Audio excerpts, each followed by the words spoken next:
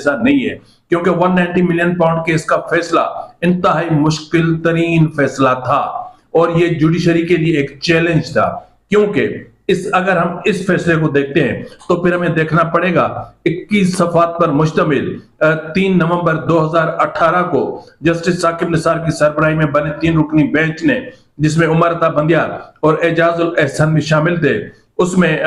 مصطفیٰ امپیکس case کے فیصلے کو پڑھنا پڑے گا، اور اس